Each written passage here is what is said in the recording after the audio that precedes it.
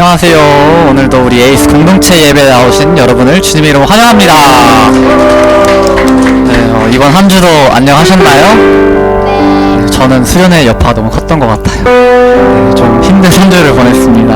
여러분들은 어떠셨나요?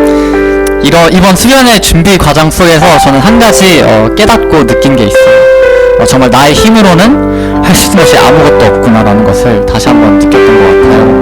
그래도 매 순간 저에게 길을 보여주시고 항상 인도해 주시는 주님을 느끼고 만났던 순간이었어요. 저에게 정말 이 공동체를 사랑하는 마음을 허락하여 주시고 함께 주님을 구하고 예수님 안에서 하나됨이 얼마나 큰 기쁨인지 다시 깨닫게 됐네요. 우리 옆에 계신 분들께 이렇게 인사를 드릴 것 같아요. 함께 지어져 갑시다.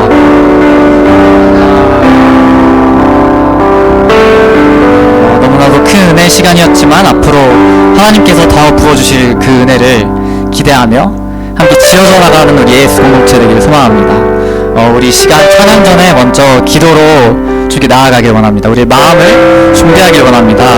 그렇습니다. 주님, 우리 너무나도 연약합니다. 이 세상 가운데서 가야 할 길을 몰라 헤매일 때도 있습니다. 때로는 진한 은혜에 갇혀 거룩하지 못한 습관을 가지고 살아가기도 합니다. 그런 우리에게 주님 한 분만을 더욱더 의지하며 나아가길 원해요. 우리가 먼저 주님께서 찾으시는 주님을 구하는 그런 예배자가 되길 원합니다. 우리가 주님의 이름을 높이며 찬양하며 나아갑니다. 오늘 예배도 주님께서 홀로 주관하여 주시고 우리에게 가야 할 길을 알려주시고 주님만의 합한 그런 예배자로서 바로 설 수 있게 우리의 길을 인도하여 주시고 이 시간 우리에게 길을 밝혀주실 주님을 더욱더 의지함으로 함께 기도하며 나아가겠습니다.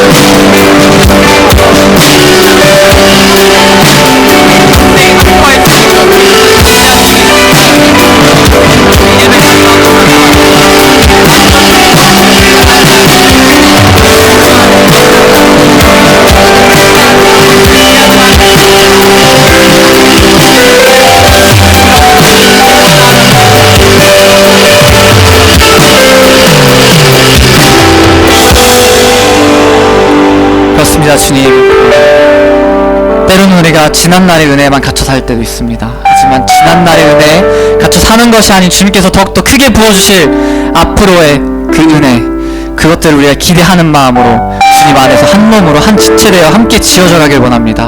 주님, 우리를 주님 안에서 한 공동체로서 성장할 수 있게 나아갈 수 있게끔 우리 가운데 찾아와 주시고 우리의 마음을 먼저 열어주셔서 하늘의 문을 열어주시고 우리의 마음을 더욱더 주님의 말씀을 깊게 간직하고 그것을 우리의 소망 삼아서 나아갈 수 있는 그런 공동체 될 수 있도록 도와주시옵소서.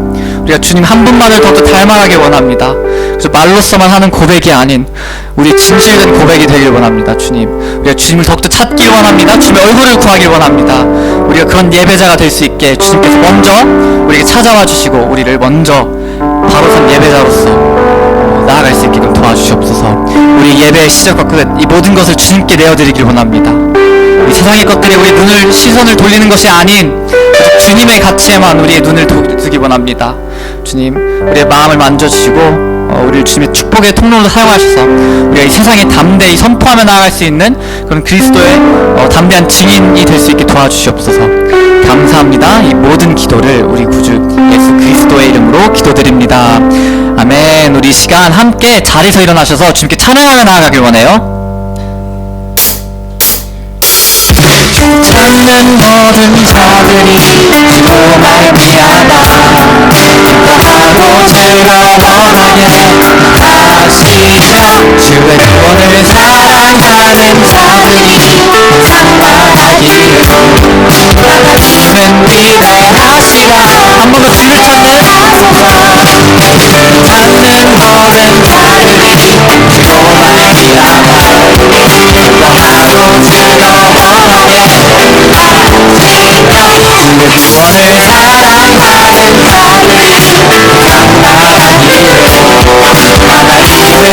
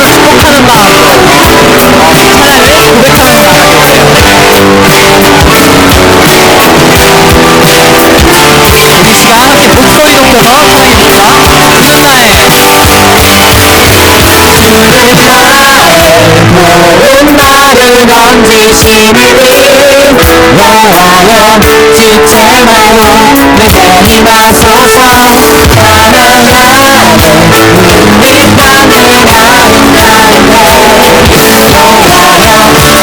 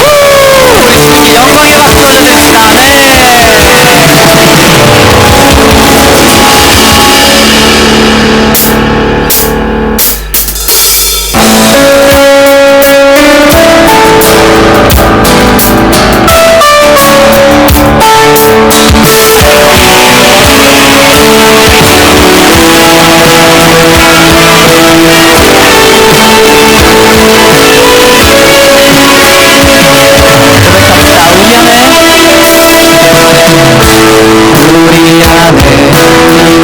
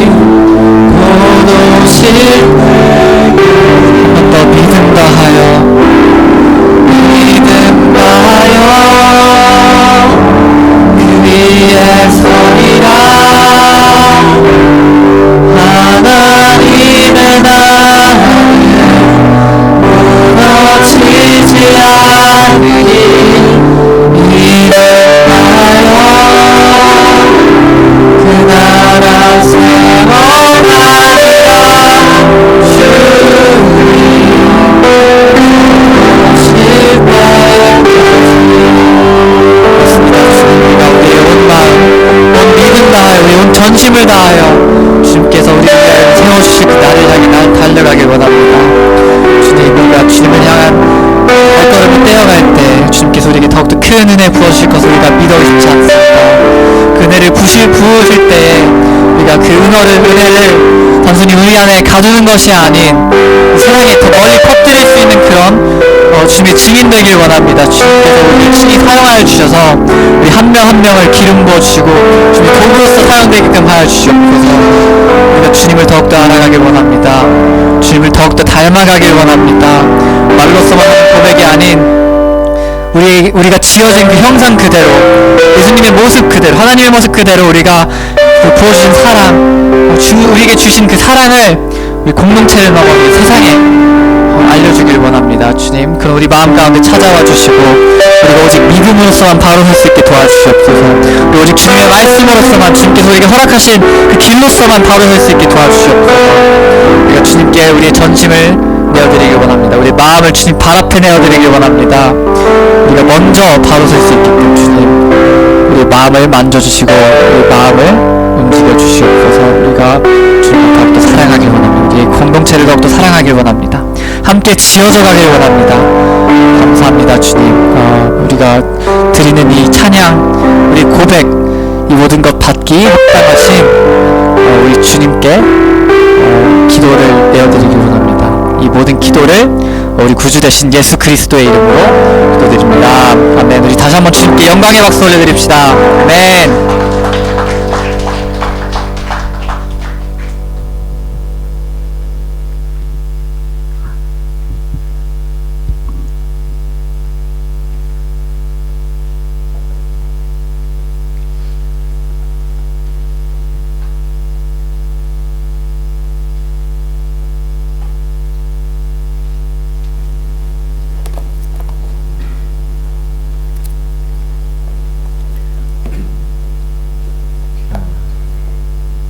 오늘은 성찬 예식이 있는 날입니다.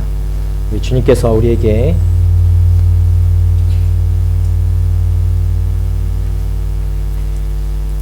귀한 성찬으로 우리를 초대해 주셨습니다. 우리 믿음을 주님 앞에 사도신경으로 고백하며 나아가도록 하겠습니다. 나는 전능하신 하나님 천지의 창조주를 믿습니다. 나는 그의 유일하신 아들 우리 주 예수 그리스도를 믿습니다. 그는 성령으로 잉태되어 동정녀 마리아에게 사시고 본디오 빌라도에게 고난을 받아 십자가에 못 박혀 죽으시고 장사된 지 사흘 만에 죽은 자 가운데서 다시 살아나셨으며 하늘에 오르시어 전능하신 아버지 하나님 우편에 앉아 계시다가 저희로부터 산자와 죽은 심판하러 오십니다. 나는 성령을 믿으며 거룩한 공교회와 성도의 교제와 죄를 용서받는 것과 몸의 부활과 영생을 믿습니다. 주의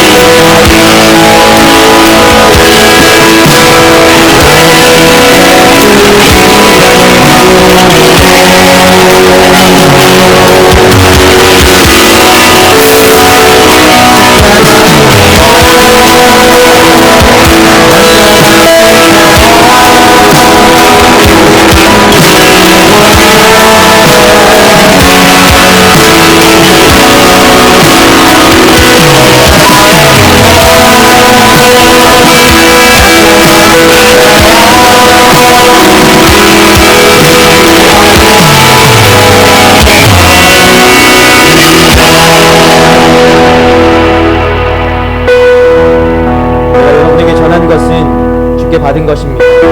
주 예수께서 잡히시던 밤에 빵을 들어 감사하시고 떼시며 말씀하셨습니다. 이것은 너희를 위해 주는 내 몸이니 이 예를 행해 함께 기도하겠습니다. 하나님, 오늘도 이 귀한 성찬에 우리를 초대하여 주셔서 감사합니다. 주 예수 그리스도께서 어떤 죽음으로 우리를 살리셨는지 이 떡을 함께 떼며 주님 기억하게 되는 시간 되게 하여 주시옵소서. 주의 십자가의 죽으심으로 그 찢겨진 몸을 우리를 위해 생명의 양식으로 주셨음을 알게 되는 주님이 시간 되게 하여 주시옵소서. 이 떡에 참여할 때 내가 주님 안에 또 주님이 내 안에 부활의 생명으로 살아갈 수 있는 것을 날마다 기억하며 감사하는 수 있도록 인도하여 주시옵소서. 진정한 의미를 기억하며 살아갈 수 있도록 삶을 주님 붙잡아 주시고 인도하여 주시옵소서. 이 땅에 참여하는 모든 이들이 예수의 성령을 기억하며 주님만을 붙잡는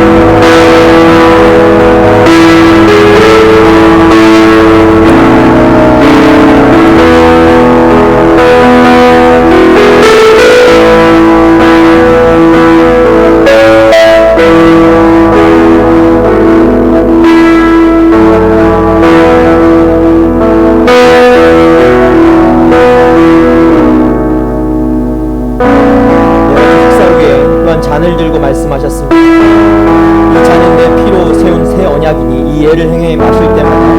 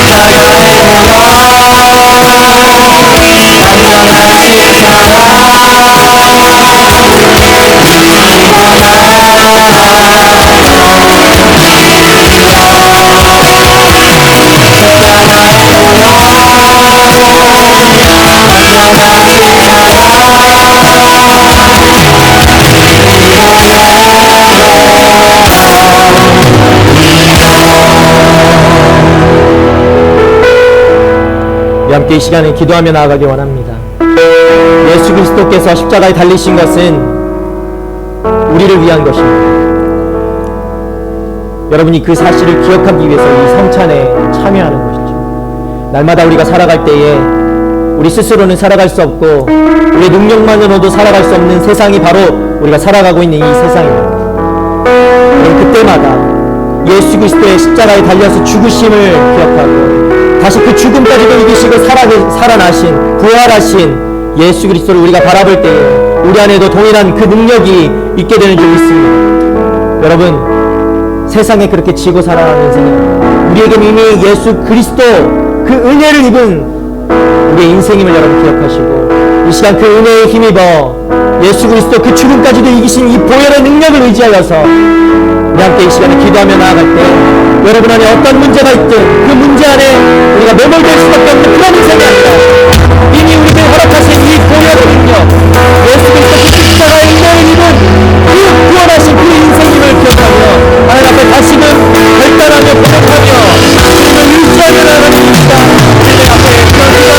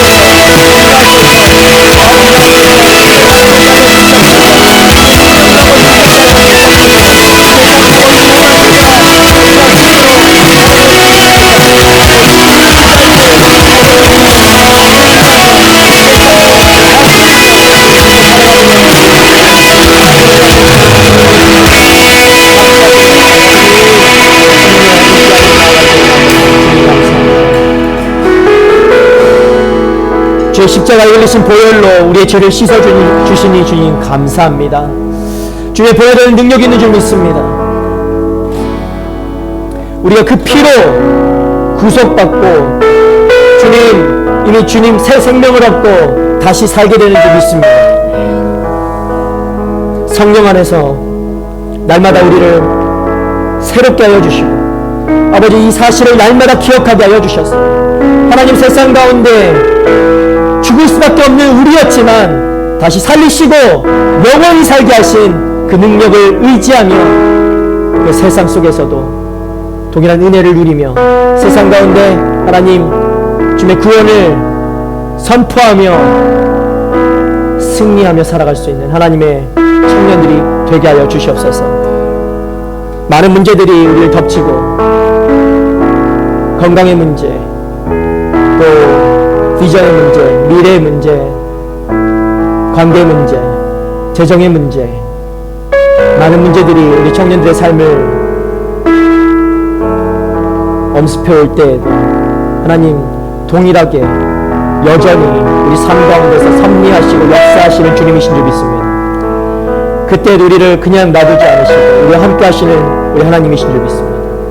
우리가 이 시간 함께 떡을 떼고 잔을 나눌 때 주님 그때마다 주님의 자녀임을 기억하게 하여 주시고 주님의 능력을 다시 한번 바라보게 하여 주시고 그 모든 문제 너머에서 죽음까지도 이기시고 다시 살리신 예수 그리스도 우리 주님을 바라보고 지금 세상 가운데서 지지 않고 승리하며 그렇게 우리 삶의 주를 드려드릴 수 있는 능력의 우리 청년들 될 수 있도록 주여 붙드시고 인도하여 주시옵소서.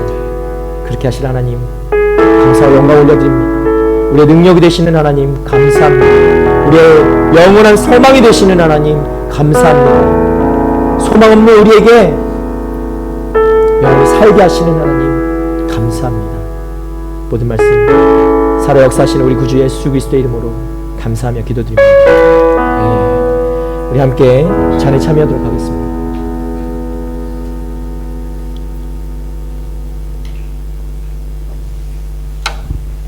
성찬을 마쳤습니다. 날마다 이 성찬의 은혜가 여러분 가운데도 넘치기를 축복합니다.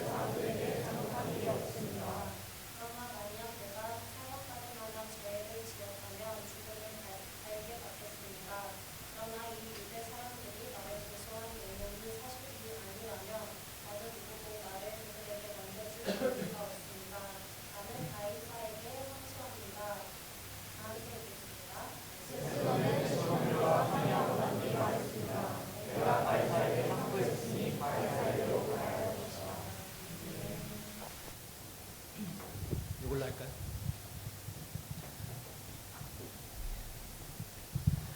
지원이는 목소리가 좋아서 마이크 안 나와도 충분히 가능하고 저는 마이크가 있어야 돼요. 예. 여러분 반갑습니다. 오랜만에 보는 것 같네요. 잘 살아 있었나요?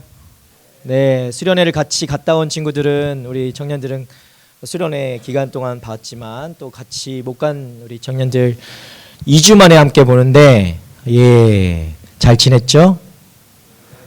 다 같이 갔다 온 사람만 있나? 예. 우리 옆 사람 보고 좀 인사합시다. 반갑습니다. 반갑습니다. 반갑습니다. 우리 한 번 더 인사합시다. 하나님은 살아계십니다. 네, 하나님은 살아계십니다. 여러분, 살아계신 하나님을 우리 붙잡고 살아가는 인생들이 되기를 축복합니다. 살아갈 때 그 사실을 놓치고 살아갈 때가 참 많아요. 하나님은 살아계신데 불구하고 하나님이 살아계시지 않은 것처럼 느껴질 때가 정말 많죠. 훨씬 더 많죠.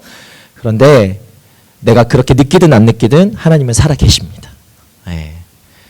나의 감정과는 상관없이 내 생각과는 상관없이 내 지식과는 상관없이 하나님은 살아서 역사하시고 내 삶을 지키시고 주관하시고 섭리하시는 하나님이신 줄 믿습니다. 여러분 그것만 신뢰하면 되는 것이죠.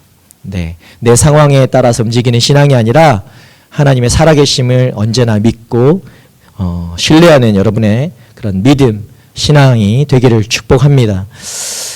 오늘 말씀을 좀 나누고자 합니다. 사도행전 25장 1절부터 12절까지 말씀인데요. 벌써 25장까지 왔어요. 예. 사도행전이 몇 장까지 있을까요? 몇 장이요? 28장 진짜 맞아요? 좀 자신이 없는 것 같은데?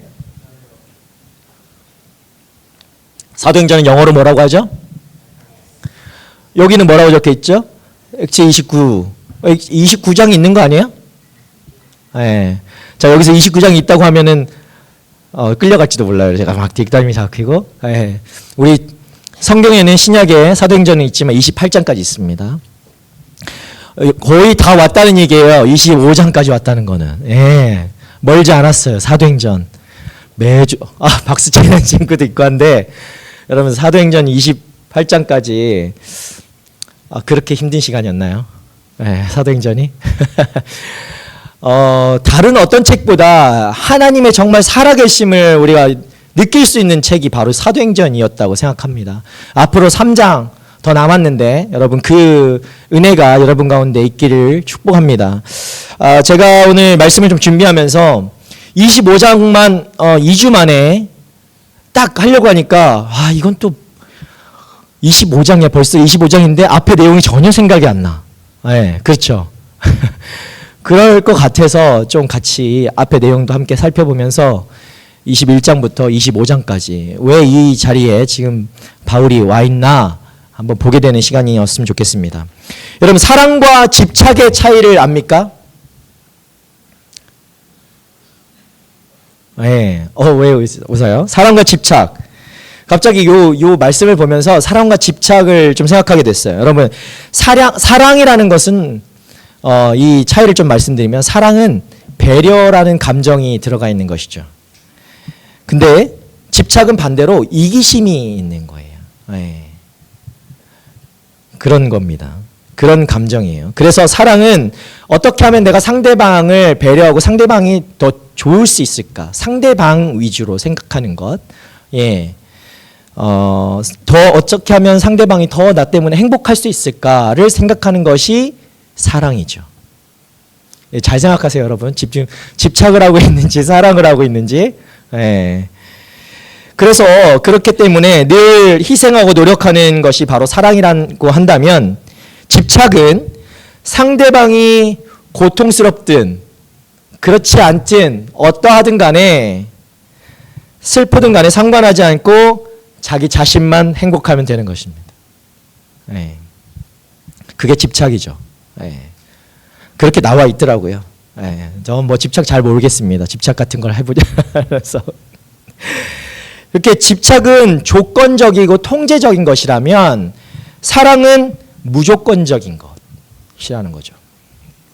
그냥 그대로 받아들이는 것이 바로 사랑이라는 것입니다. 네. 여러분, 하나님을 사랑하십니까? 아니면 집착하십니까? 하나님께 집착하고 있는 혹시 여러분 있으신가요? 예.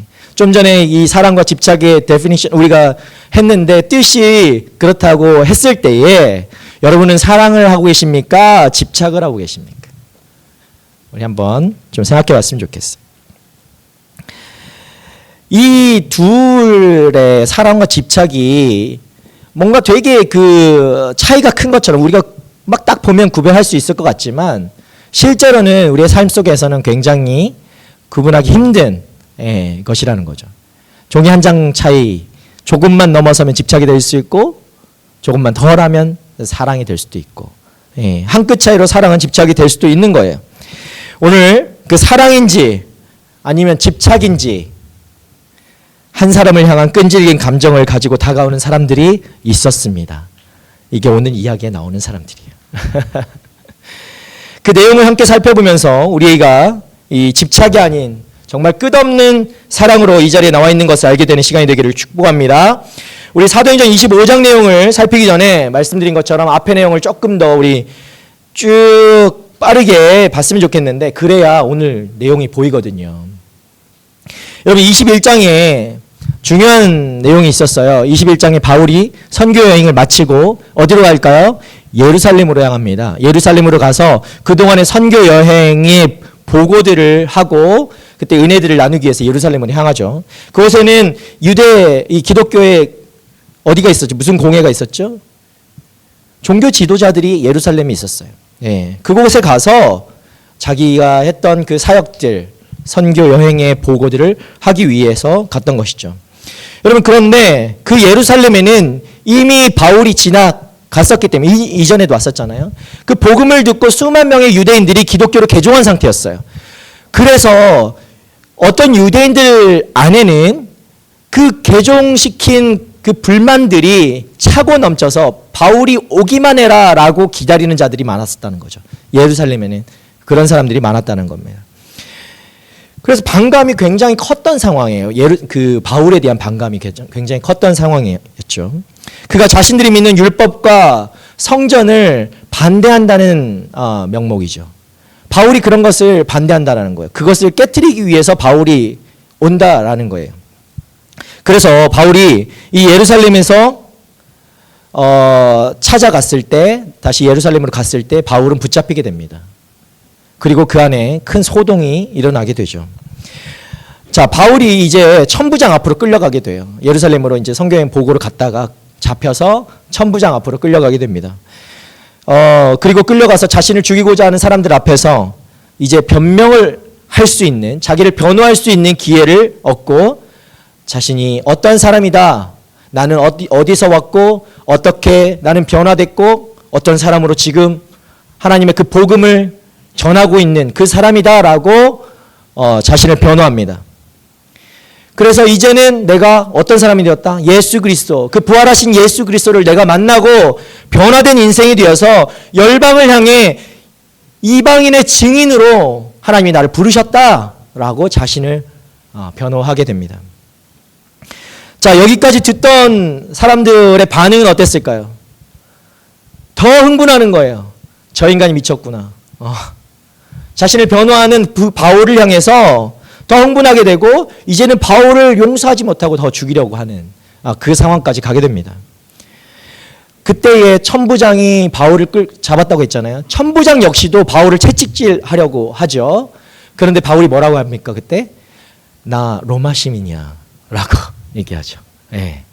나 로마 시민이야. 그러니까 천부장이 바울에게 손을 대지 못하는 거예요. 로마의 시민권자는 로마에 가서 그 재판을 받을 수 있는 특권이 있었습니다.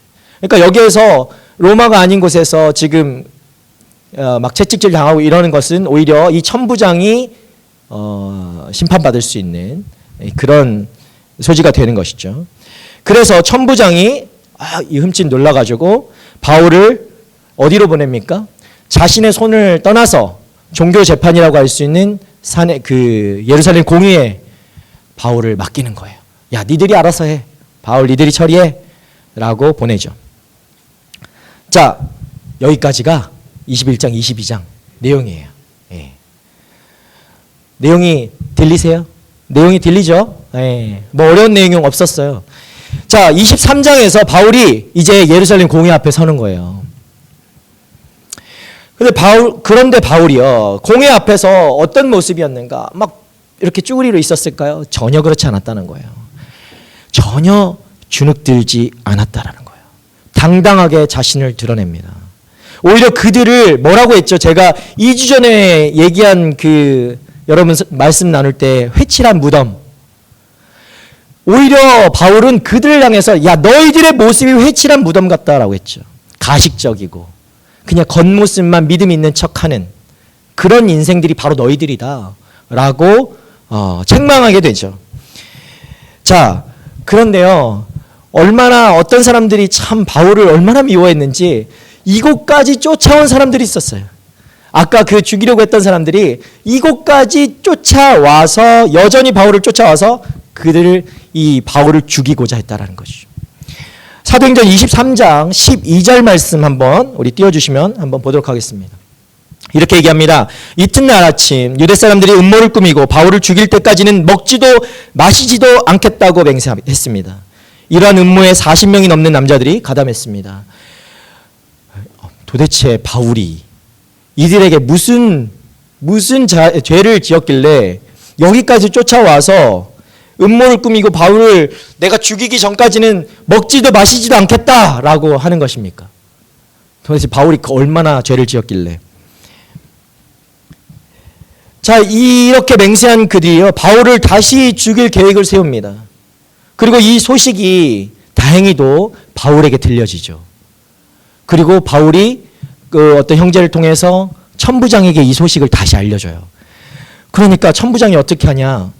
바울을 그 다음 날 바울이 움직였으면 분명히 이 음모에 빠져서 죽게 됐을 텐데 그 밤에 천부장이 그 말씀을 보시면요, 천부장이 보병 200명, 마병 70명, 창을 쓰는 병사 200명을 무장시켜서 바울을 가이사랴로 옮겨냅니다.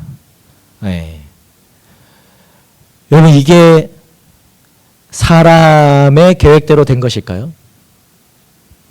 이 스토리를 쭉 들으면서 잘 기억하셔야 돼요. 이 많은 사람들이 계속해서 바울을 죽이려고 했고 음모를 꾸몄고 그들 안에는 이 정도면 완벽한 계획이야라고 했을 때에 하나님은 그 천부장까지 사용하셔서 이 많은 사람들로 오히려 호의를 받으면서 바울을 옮겨내십니다. 밤에요. 그 밤에. 여러분 그곳에 있으면 죽을 것 같으니까 로마의 다시 총독 앞으로 바울을 끄집어서 옮기신 거예요. 저는 이걸 참 이 표현을 좋아하는데요. 여러분 그 삶을 살다 보면 사방이 막힌 것 같이 느껴질 때가 있죠. 많은 문제들 앞에서 절대 내 힘으로 해결되지 않을 것 같은 그런 문제들이 여러분한테 앞에 닥칠 때가 있을 것입니다. 사방이라는 것은 어디를 둘러봐도 다 막혀 있다라는 것이죠. 그런데 이건 하나님이 와도 해결 안 돼라고 여러분이 할 때에도 하나님은 그 사람을 건져서 옮기시는 분이 바로 우리 하나님이시라는 거예요. 내가 포기하고 주저앉아 있을 그때에도 하나님은 들어서 옮기시는 분이 우리 하나님이시라는 거죠. 여러분 포기하지 마십시오. 우리 하나님은 그런 능력의 하나님이십니다. 살아계신 하나님이십니다. 여러분이 그 주저앉고 포기하지 않으면 그 자리에서도 여전히 하늘을 바라보고 주님을 찾으면 주님은 반드시 여러분에게 그 도움의 손길을 내미시는 우리 하나님이신 줄 믿으시길 바랍니다. 바울이 지금 그 상황에 와 있는 거예요.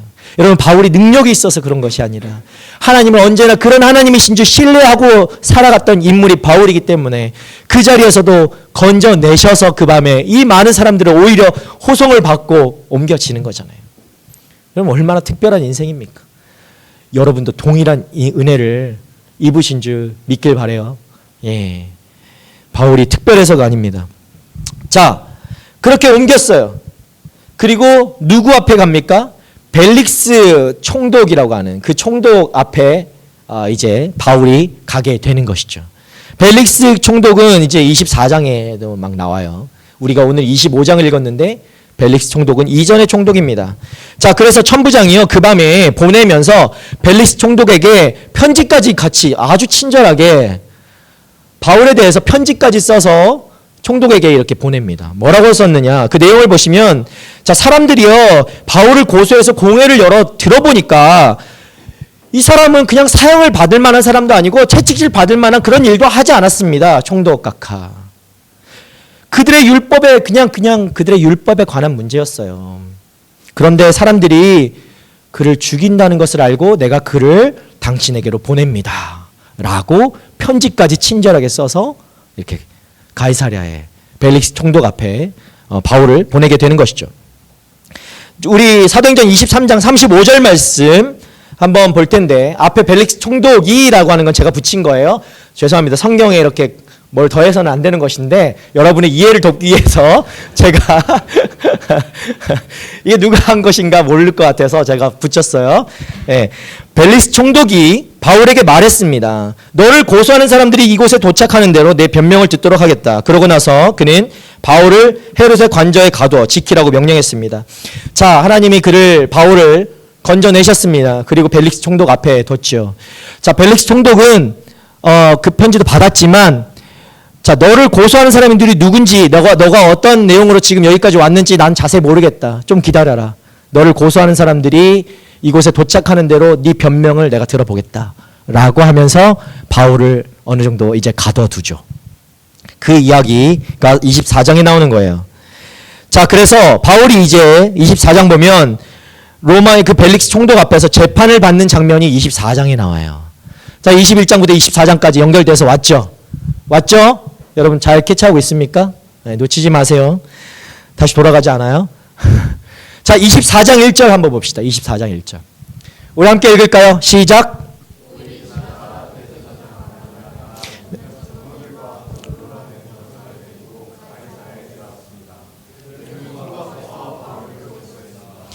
자, 드디어 왔어요. 바울을 또 고소하려고 왔어요. 아, 이 사람들 진짜 대단한 끈질긴 집착과 믿음 아닙니까? 네. 뭐 그렇게 여기까지 쫓아가지고 결국은 고소를 또 했어요.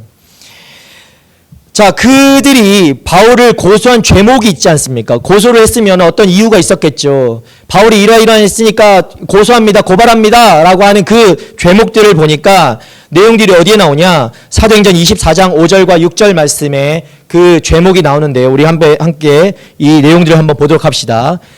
함께 읽어볼까요? 시작. 저희가 알아보니 이 사람은 전염병 같은 사람으로 온 세상에 퍼져 있는 유대 사람들 가운데 폭동을 일으키는 사람입니다. 그는 나사렛 이단의 우두머리이며 심지어 성전까지 더럽히려고 했습니다. 그래서 저희가 붙잡은 것입니다.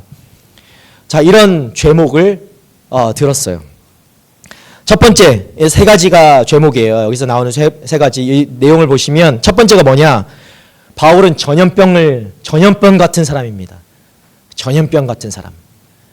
이 사람은 이상한 말을 퍼뜨리면서 사람들 가운데 오히려 폭동을 일으키려고 하는 사람입니다. 라고 고소합니다. 이것이 첫 번째 제목이에요. 자, 두 번째 제목은 이 사람은 나사렛 이단의 우두머리입니다.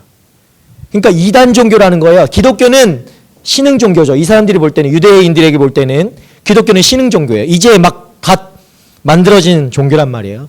그러니까 저거 이단이라고 폄하하면서 이단의 우두머리입니다. 바울은 그렇게 고소하는 거예요.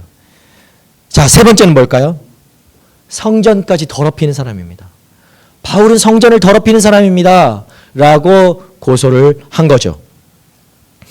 여러분, 이것이 사실인가요? 여러분, 그동안 사도행전 말씀 보면서 바울이 이런 사람이었습니까? 여기서 맞다라고 하는 사람은 졸았던지 그렇게 믿고 싶던지 이 바울을 고소하러 갔던 이 사람 중에 한 명일 거예요. 자, 그러니까 정신 바짝 차리고 우리가 어디에 서야 되는지. 자, 그리고 바울이 이제 어떻게 되는가? 그 변호할 기회를 얻습니다. 바울이요. 이 고소한 사람들이 있으니까 그 고소했으니까 자신도 변호를 해야 되겠죠. 바울이 변호를 하게 기회를 얻고 이야기합니다.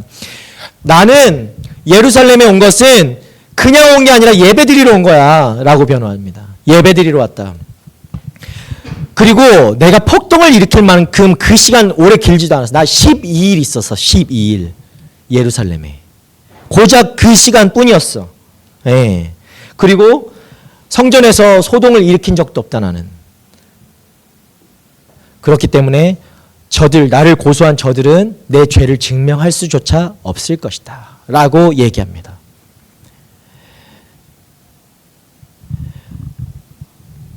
이게 사실이죠. 우리가 알고 있는 이것이 사실입니다. 하지만 그들이 그 고소했던 사람들이 이야기하는 이단이라고 하는 것, 여러분, 이단이라고 하는 그게 무엇이었을까요? 그것은 즉 바울이 믿고 있는 것을 이야기하는 것이겠죠. 그런 것입니다. 그 도라고 나와 있는데 도. 여러분 도를 아십니까? 여러분 도를 아세요? 제가 말씀드린 도는 예수님의 도예요. 십자가의 도를 말하는 겁니다. 여러분 도를 아십니까? 길거리에서 말하는 그 도는 다른 도니까 따라가지 마시고요. 한국에서. 네. 제가 말씀드린 건 바울이 따랐던 그 도에 대해서 얘기하는 것입니다.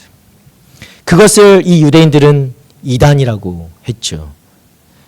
이것은 하나님을 섬기고 율법과 예언서에 기록된 것을 나는 믿는다 라고 하는 것이죠. 바울이 그런 사람이었어요. 바울은 이것을 믿지 않는다. 이것은 거짓이다 라고 바울은 얘기한 적이 없습니다. 그리고 그 도는 하나님을 믿으며 예수 그리스도의 부활을 믿는 것. 그것이 바로 그 도의 내용인 것이죠. 그 도를 믿었던 바울은 그래서 항상 하나님이 주시는 그 양심을 지키려고 애썼던 사람입니다. 여러분도 그 도를 믿으십니까? 자꾸 헷갈려요? 여기서 대답하면 이상한 사람 될 것 같아요. 예수 그리스도의 도를 믿으십시오.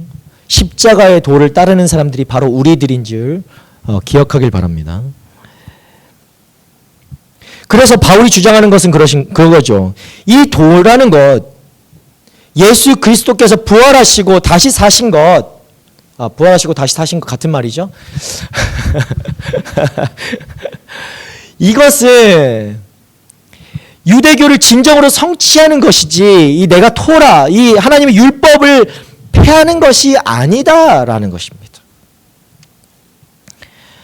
그렇게 바울이요 자신에게 덮어진 이 죄를 하나하나 반박하게 됩니다. 그가 반박하는 내용들이 아주 디테일해요. 나는 무리를 화나게 하거나 폭동을 일으키기 위해서 온 것이 아닙니다. 구제할 것과 재물을 가져오기 위해 온 것입니다. 나는 선교하면서 예루살렘 교회를 위해 모은 헌금을 지금 가져왔습니다. 여러분 바울이요 예루살렘에 올 때 어느 정도 그 재물을 갖고 왔는데 이 사람들은 그 바울을 고소했던 사람들은 이 재물의 출처를 몰랐기 때문에 그를 이 재물이 어떤 다른 용도로 쓰일 것이다라고 추측하고 그를 뭐 이렇게 모함한 것이죠. 근데 바울은 이 재물을 어디서 갖고 왔죠? 선교 여행을 하면서 이 예루살렘 교회를 돕기 위해서 그가 이 헌금을 모은 거예요. 그거를 갖고 온 것을 오해한 것이죠. 둘째, 나는 성전에 들어갈 때에도 의식적으로 정결 의식을 따랐습니다. 제가 21장부터 25장 지금 말하고 있는데 이 내용들을 좀 보시면 바울이 성전에 들어갈 때 의식적으로 그 정결 의식을 따라 행했습니다. 왜냐? 그렇다고 해서 바울이 예수 그리스도를 부인하는 것입니까? 그것은 아니죠. 이 유대인들에게 책 잡힐 일을 하지 않았어요. 바울은 전혀 그렇게 하지 않았어요. 일부러라도 의식적으로 정결 의식을 하고 성전에 들어갔다는 겁니다. 그리고 셋째, 나는 혼자 왔어요. 라고 얘기해요. 이게 무슨 말인가? 혼자 왔니? 이 영화 대사가 생각나는데 바울이 거기에 대답, 나 혼자야. 이렇게 대답하죠. 그러니까 무슨 말이야? 나는 혼자 왔기 때문에 나는 뭐 어떤 패거리도 없고 내 조직도 없어. 내가 이 폭동을 일으킬 만큼 성전을 더럽힐 만큼 나는 그런 사람도 아니야. 어떤 무리를 일으키는 그런 사람들이 아니야 라고 하는 것이죠. 그러니까 이렇게 얘기하는 바울 앞에 유대 지도자들이 유대인들이 더 이상 반박하지 못합니다. 네. 자, 여기까지 잘 따라왔죠? 네.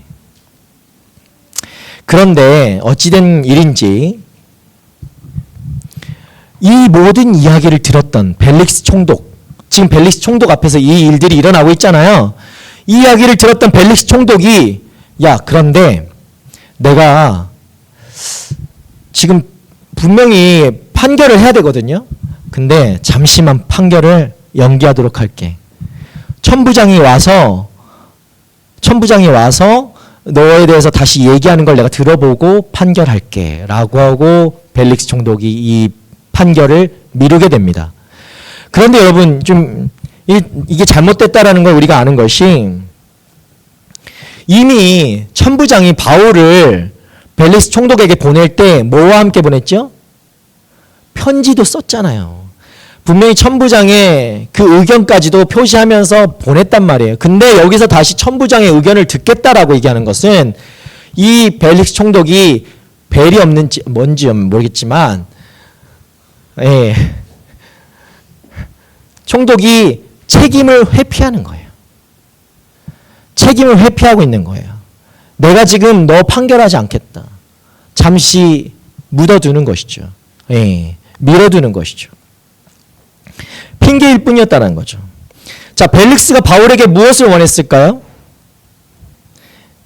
바울의 이야기를 들었을 때 벨릭스는 바울이 어떤 사람이라는 걸 좀 생각했을 거예요. 바울은 보니까 이 돈을 좀 자금을 동원할 수 있는 사람이 바울인 거죠. 어디 좀 이렇게 돌리면 자금을 모아올 수 있는 사람이 바울이라고 벨릭스는 그 생각도 가지고 있었어요. 그래서 바울을 잡아두었지만 말씀을 보시면 그냥 감옥에만 가둬놓은 것이 아니라요. 아무도 못 만나게 한 것이 아니라 친구들도 좀 만나게 해줬어요. 벨릭스 총독이. 그렇게 만나면서 교류하면서 자금이 이렇게 돈도 들어오고 나가고 이렇게 하는 것을 벨릭스 총독은 봤다라는 거예요. 교묘한 사람이죠. 그리고 바울을 만날 때 그 다음에 어떻게 만났는가? 자신의 아내 드루실라와 함께 만납니다. 벨릭스 총독이요. 이 드루실라는 누구인가? 오늘 예배 때 또 2부 예배 때도 제가 같이 예배 드리면서 이들의 정체들이 굉장히 복잡한데 아주 막장 드라마예요, 여러분. 막장 드라마. 이 두루실라부터 해서 아주 아그리파 왕과 또 지금 이 벨릭스까지 아주 형제 자매 네 서로 만났다 헤어졌다 이런 제가 뭐 디테일하게 말씀드리진 않겠지만 아주 막장 아침 드라마보다 더한 막장 드라마가 여기에 있습니다. 벨릭스는요 이 노예 출신이거든요. 그런데 이 두루실라는 이미 남편이 있었어요.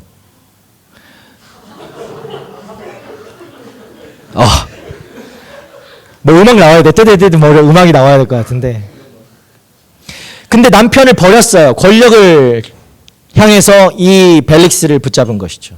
예. 속으로 욕하지는 마세요. 뭐 그렇다고 칭찬할 일도 아니겠죠. 벨릭스를 택한 여인이었습니다. 이미 이들 안에는 배신이 있었고 간음이 있었고 그냥 그런 죄악들로 얼룩진 사람들이에요. 이 사람들이요. 그런데 바울을 심판하고자 조금 좀 있어 보이게 옷도 차려입고 바울 앞에 그를 심판하려고 하는 그런 모습을 보게 됩니다. 그런데요, 그렇게 바울 앞에 섰을 때 이들이 두려웠던 게 뭔지 아세요? 바울이 당당하잖아. 누구 앞에서도 당당한 사람이거든요, 바울은. 이들 앞에, 이 권력자들 앞에서도 전혀 주눅들지 않고 자신의 이야기를 하고 결국 어디까지 이야기하는가? 하나님의 심판까지도 이야기합니다. 바울을 심판하러 그 앞에 섰던 이들이 오히려 그 심판의 메시지를 듣고 자신들이 두려워하는 거예요. 그리고 그 바울을 향한 그 말들을 멈추게 돼요. 이 심판의 메시지를 듣고. 놀랍지 않습니까? 이 심판, 그 죄수로서 심판을 받고 있는 그가 당당하게 하나님의 메시지를 전했을 때 오히려 심판받는 자들이 두려워하고 떨고 그 말을 멈추게 되는 거예요. 피터슨이라는 사람이 이런 이야기를 했어요. 벨릭스는 죄수 바울에 대한 개인적인 결정을 미루고 있는 것처럼 그리스도에 대한 개인적인 결정도 미루고 있습니다. 지금 자신의 상태가 어떠한지 벨릭스는 잘 알지 못해요. 지금 여러분 혹시 이런 상태에 있습니까? 내가 주님 앞에 결정해야 되는 순간이 반드시 있을 텐데 이 결정을 미루고 있는 벨릭스와 같이 벨릭스는 굉장히 우유부단한 사람이었거든요. 여러분 신앙에서는 우유부단해서는 안 됩니다. 우리 믿음에는 전진, 후진 좀 이상하고 후퇴, 퇴보, 중간은 없어요. 계속해서 걸어 나아가야 되는 것이죠. 근데 벨릭스는 그렇지 않았어요. 하나님께 정죄받는다는 것을 알고 있었지만 그냥 우유부단한 사람, 결정하지 못하는 사람, 하나님 앞에 개인적인 결정을 미루고 있는 거예요. 그리스도에 대한 개인적인 결정을. 그리고 바울은 여전히 권력자 앞에서 담당했던 모습을 우리가 보게 됩니다. 여러분 이미 벨릭스는요 타락한 정치인이었습니다. 벨릭스 총독은 타락한 정치인이었어요. 바울을 가둬두면서 이익을 취할 생각뿐이었어요. 바울을 통해 어떤 유익을 얻고자 했어요. 그러나 바울은 그의 그 정치질에 따르지 않죠. 순응하지 않습니다. 왜냐? 바울은 자신이 모시는 왕이 있기 때문이죠. 벨릭스가 전혀 두렵지 않습니다. 바울은 주님을 사랑하기 때문이에요. 제가 아까 사랑을 뭐라고 했죠? 사랑은 얄미운 나비인가 봐. 이런 거 아니잖아요, 여러분. 그죠? 이거 너무 옛날 거예요? 사랑은 그가 무엇을 원하는지, 나의 희생이 어떠할지라도, 내가 어떤 고난에 공경에 처한다 할지라도 그가 원하는 것을 하는 것이 사랑이죠. 그렇기 때문에 바울은 이 돈이 움직이는 이런 만몬의 정치질에 따르지 않는 거예요. 순응하지 않는 거예요. 권력자들 앞에 담대할 수 있는 거예요. 하나님을 사랑하기 때문이에요. 자신의 유익이 아니라 주님의 유익이 된다면 마땅히 자기를 내어놓을 준비가 되어 있는 거예요. 우리 사도행전 24장 27절 말씀 볼까요? 그런데 어떤 사람들이 나옵니다. 자, 2년이 지나고 2년이 지났어요. 2년 벌써. 바울이 벨릭스 총독이 그 판결을 미룬 게 벌써 2년이에요. 그동안 그냥 감옥에 잡혀 있었던 거예요. 자, 읽어볼까요? 2년이 지난 후 벨릭스의 뒤를 이어 보리교 베스도가 총독이 됐습니다. 그러나 벨릭스는 유대 사람들에게 환심을 사려고 바울을 그대로 감옥에 내버려 두었습니다. 자, 베스도가 새로운 총독이 될 때까지도 바울은 감옥에 갇혀 있었다는 거예요. 2년이 넘는 시간이죠, 사실은. 그 전에도 계속 있었으니까. 여러분이 바울이라고 생각해 보세요. 얼마나 억울한 일입니까, 이게. 그렇게 벨릭스 앞에서 반박하고, 야, 이거 누가 들어도 벨릭스 앞에서 바울의 죄목은 전혀 성립되지 않는 것인데, 그럼에도 불구하고 벨릭스의 그 처분 때문에 2년이 넘는 시간을 감옥에 그냥 있었다라는 거예요. 자신의 통치기간 내내, 벨릭스 통치기간 내내 그냥 2년 동안에 그냥 가둬둔 겁니다. 이 벨릭스가 왜 그랬을까요? 벨릭스는 굉장히 우유부단했지만 정치인이었거든요. 바울을 꺼내면 어떻게 됐을까요? 바울을 꺼내면 누구의 원망을 샀을까요? 그 유대 지도자들, 바울을 죽이려고 했던 사람들, 그 사람들한테 원망을 샀겠죠. 자, 바울을 그대로 또 넣어두면 심판을 해서 판결을 해서 그대로 놔두면 또 누구에게 원망을 들을까요? 그 바울을 지지하던 사람들에게 반발을 가져올 것이 분명하죠. 그렇기 때문에 그는 판결하지 않고 밀어둔 거죠. 바울을 밀어뒀어요. 이렇게도 저렇게도 결정을 하지 못하고 그냥 눈을 감고 밀어둔 거예요. 자신에게 주어진 은혜의 시간을 걷어차고 모른 척하면서 시간을 보냈습니다.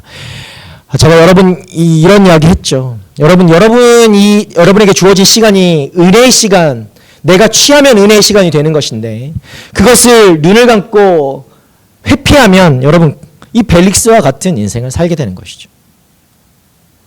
하나님은 여러분에게 날마다 그 은혜의 순간들을 허락해 주십니다. 그런데 내가 그것을 내 믿음으로 취하지 않으면 그것은 나의 것이 될 수가 없어요.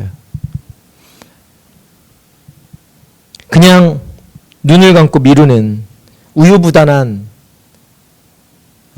그런 교인이 될 수 있는 거죠. 교인과 성도는 다릅니다. 교인은 교회 다니는 사람이죠. 자, 이런 삶을 살았던 그 벨릭스 때문에, 그 어리석은 삶을 살았던 벨릭스 때문에 무고하게 바울은 2년이 넘는 시간을 감옥에서 보내게 됩니다. 2년이라는 시간 결코 짧은 시간이 아니에요. 그죠? 2년이면 요즘에는 군대보다 길어요. 한국 군대보다. 한국 군대 요즘에 18개월인가요? 맞아요? 전 30개월 갔다 왔는데. 훨씬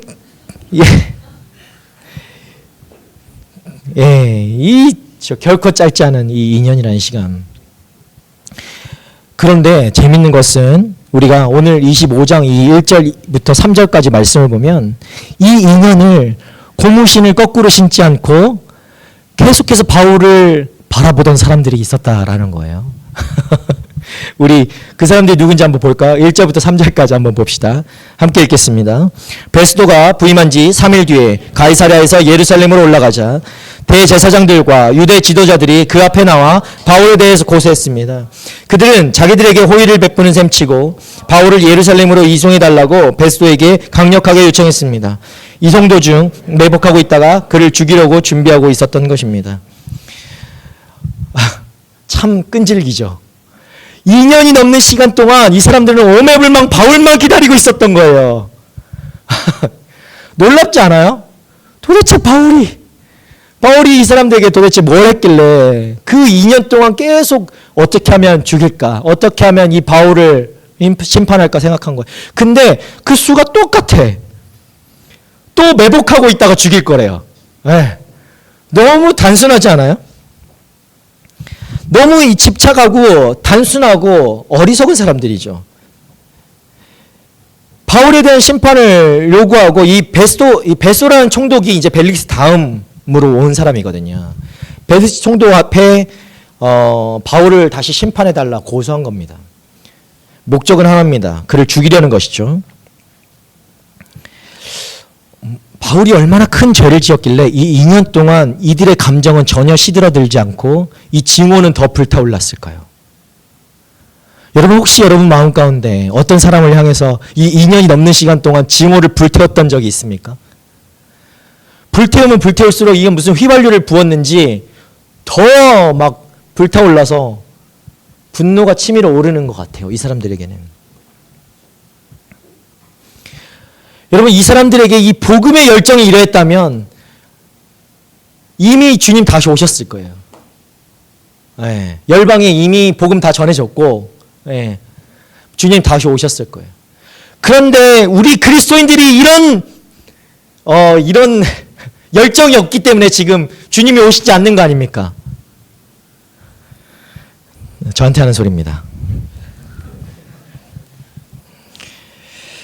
여러분, 이것은 집착이었어요. 집착이에요. 집착. 이 아침 드라마에 나올 법한 이 유대 종교 지도자들의 집착이었다고요. 잘못된 집착. 자기 자신만을 위한 집착이었다고요.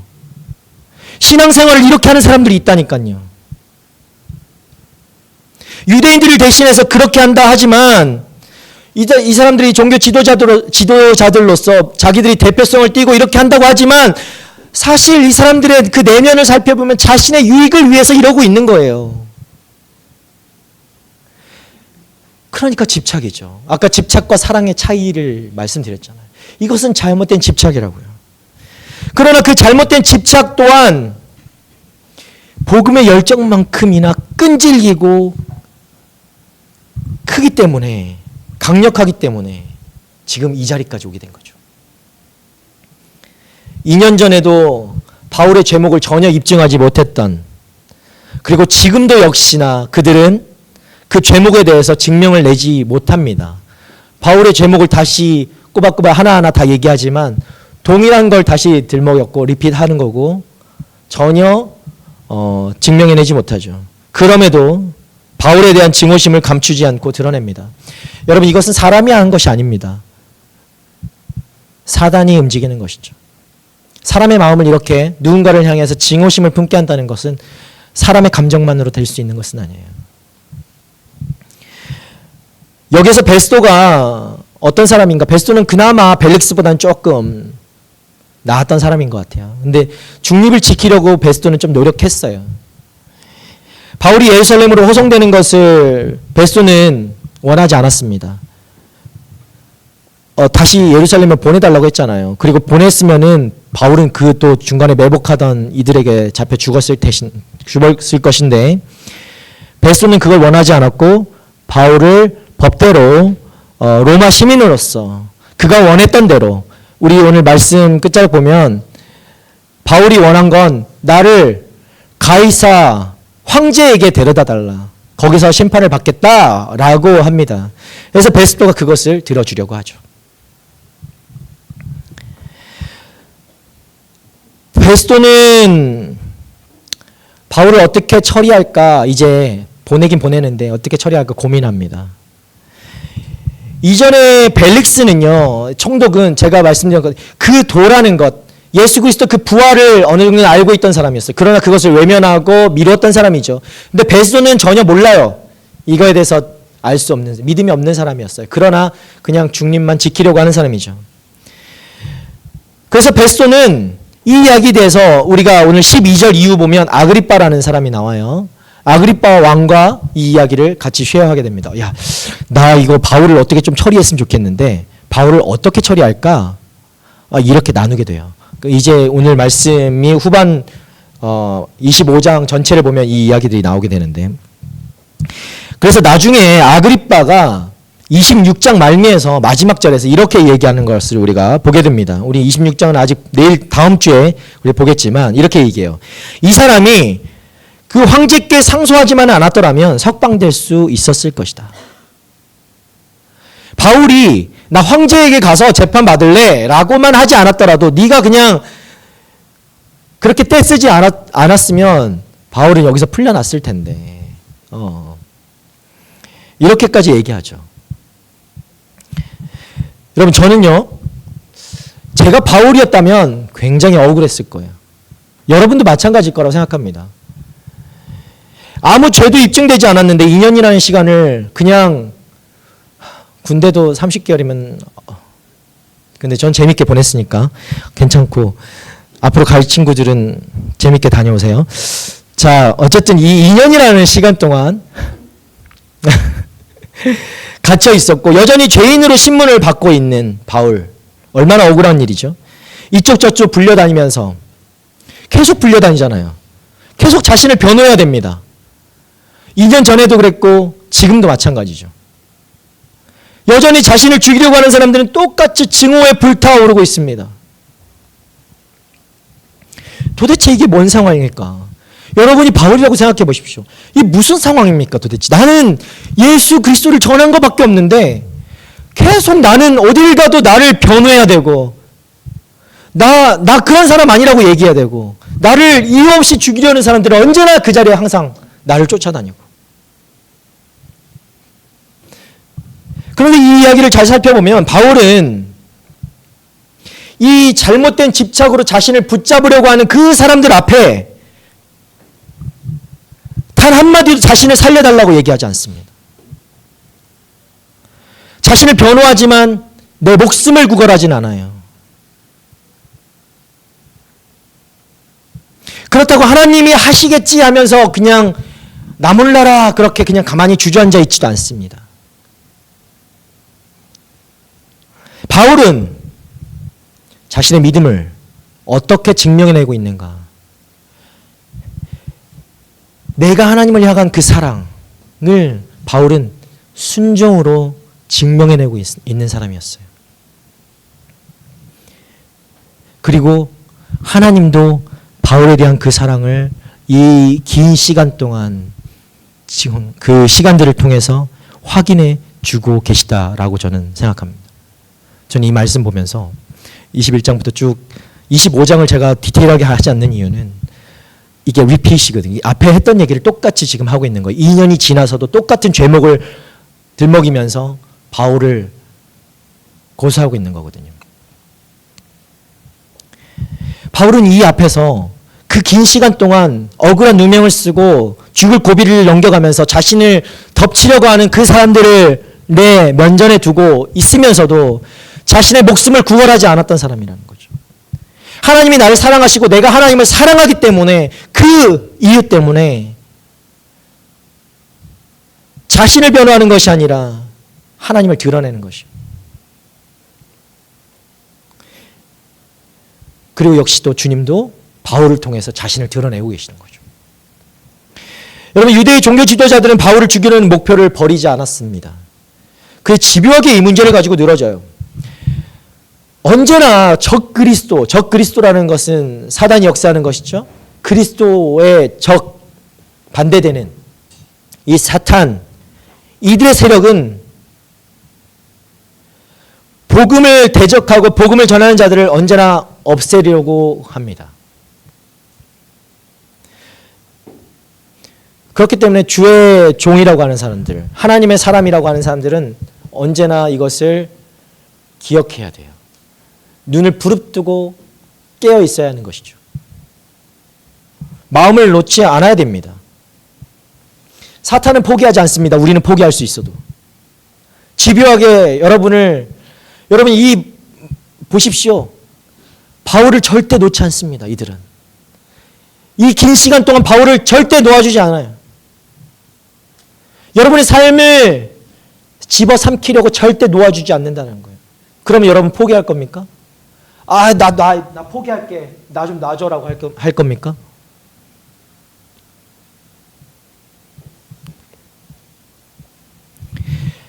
바울은 적극적으로 자신을 변호하되 그들을 비난하고 공격하는 것이 아니라 오히려 자신이 만난 예수 그리스도를 전하는 거예요. 드러내는 거예요. 그리고 그에게 주신 그 지혜대로 순종하며 그 길을 옮겨갑니다. 그리고 그가 가는 길마다 어떻게 되죠? 예수님의 흔적이 남게 되죠. 왜? 예수님을 전했으니까. 결국 세상에 순응하지 않고 복음에 순응할 때 세상은 복음에 관심을 가지게 되는 거예요. 여러분, 베스도도 아그리빠도 벨릭스도 아주 중요한 바울이 증거한 이 예수 그리스도를 듣고 어떻게 생각합니까? 혼돈과 혼란 속에 빠져 들어가요. 도대체 저 인간이 뭘 얘기하는 건지 듣지만 잘 모르겠지만 그들 안에 혼란이 계속해서 생겨납니다. 그리고 그들도 역시나 하나님의 섭리 가운데로 들어가게 돼요. 이게 무슨 말이냐? 여러분, 바울이 세상을 변화시키는 것이 아닙니다. 바울은 세상을 변화시킬 능력이 있는 사람이 아니었어요. 그는 그저 성령이 인도하시는 데 나갈 뿐입니다. 여전히 바울을 쫓아다니는 그 어두운 그림자는 여전히 있고요. 그것을 바울은 그러나 피하려고 애쓰지 않아요. 자신의 눈앞에 있는 그 사명을 붙들고 그 발걸음을 옮겨가는 것이 바울의 인생이었어요. 그리고 자신이 마땅히 해야 할 그 일들을 하면서 그 걸음을 옮겨가는 것입니다. 인내하고 견디고 전하고 지혜롭게 나아갔던 사람이 바울이에요. 사람들 앞에 당당했죠. 쭈그리고 살지 않았죠.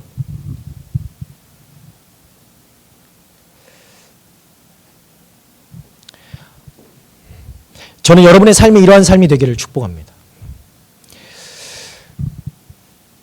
21장부터 쭉 이어져 오면서 바울의 모습이 우리의 삶이 되었으면 좋겠어요. 세상은 우리를 덮치려고 하고 여러분 그런 삶을 살고 있지 않다면 그건 역시도 돌아봐야 되겠죠. 왜 사단은 날 건드리지 않지? 왜 나를 자꾸 이렇게 건드리지 않지? 여러분, 사단은요, 쓸데없는 일에 집착하지 않아요. 쓸데있는 일에 집착하죠.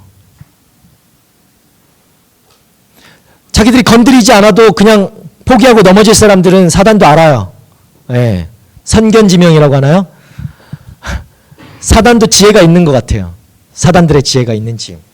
건드리지 않아도 넘어질 사람한테는 건드리지 않습니다. 그러나 여러분이 치열하게 하나님 앞에 그 사명을 감당하고 내가 마땅히 해야 할 일들을 해 나갈 때 분명히 사단은 여러분을 건드립니다. 그러면 증명된 것이죠. 여러분 잘 가고 있다라고. 그때 다시 돌아보지 마십시오. 그 길을 계속해서 걸어 나아가면 되는 거예요. 예. 그 길을 걸어 나아가면 됩니다. 여러분이 하고 있던 그대로 가면 되는 것이죠. 그 길이 맞다라고 증명해 주는 거예요.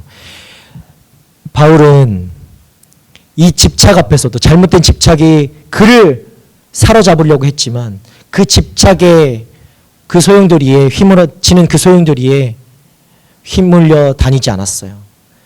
여전히 자신 안에 있는 그 사랑을 증명하며 살았던 사람입니다. 저는 여러분들이 이 바울과 같은 그 사랑으로 좀 이 세상을 살아가는 사람들이 됐으면 좋겠습니다. 우리가 하나님을 사랑하고 하나님이 우리를 사랑하신다는 걸 여러분 안에 증명이 되어 있다면, 그것이 확신이 된다면 여러분 어떤 집착에도 내가 그것에 붙들려 시간을 헛되게 보내는 사람이 되지 않을 거라고 생각합니다. 여러분 인생 가운데 날마다 하나님의 이 식지 않는 사랑, 우리도 그 앞에 반응하며 정말 식지 않는 사랑으로 주님 앞에 나아갈 수 있는 우리 한 사람 한 사람의 인생이 되길 바라요. 오늘 사도행전을 조금 길게 이렇게 나누었는데 그래도 여러분 안에 좀 내용이 기억되었다면 저는 다행이라고 생각하고, 바울의 인생이 나의 모범이 되고 조금 여러분이 달려갈 그 길에 조금이라도 모델이 되어 올 수 있다면 여러분에도 그 분명한 하나님의 이 바울을 인도하셨던 그 은혜가 동일하게 여러분 가운데도 주어질 줄 믿습니다. 여러분 확신하시고 믿음으로 승리하는 여러분 삶이 되기를 축복합니다. 우리 함께 이 시간 기도하겠습니다. 우리 함께 찬양팀 나와서 기도할 때